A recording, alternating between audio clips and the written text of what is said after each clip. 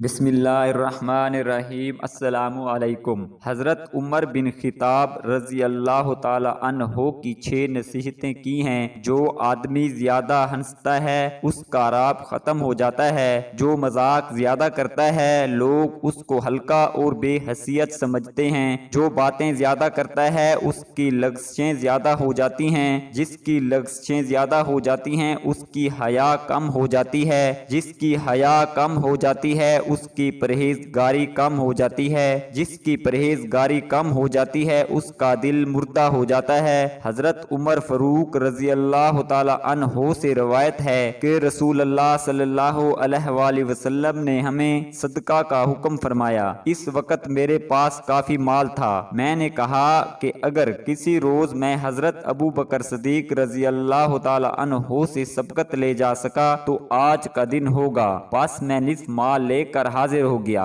رسول اللہ صلی اللہ علیہ وآلہ وسلم نے فرمایا کہ گھر والوں کے لیے کتنا چھوڑا ہے؟ عرض گزار ہوا کہ اس کے برابر۔ حضرت ابو بکر صدیق رضی اللہ تعالی عنہ اپنا سارا مال لے آئے۔ آپ صلی اللہ علیہ وآلہ وسلم نے فرمایا، اے ابو بکر صدیق رضی اللہ عنہ، اپنے گھر والوں کے لیے کیا چھوڑا ہے؟ عرض گزار ہوئے، ان کے لیے اللہ اور اس کے رسول کو چھوڑ آیا ہوں۔ میں نے کہا، میں ان سے کبھی نہیں بڑھ سکتا۔ حضرت عمر فاروق رضی اللہ عنہ نے ارشاد فرمایا، تقوی کے بغیر عقل درست نہیں ہو سکتی، انصاف کے بغیر بادشاہت درست نہیں ہو سکتی، مالداری بغیر سخاوت کے درست نہیں ہو سکتی، علم کے بغیر فضیلت درست نہیں ہو سکتی، خوف خدا کے بغیر کامیابی درست نہیں ہو سکتی، خاندان کی درستگی بغیر ادب کے نہیں ہو سکتی، قناعت کے بغیر فقیر درست نہیں ہو سکتا، امن کے بغیر خوشی درست نہیں ہو سکتی،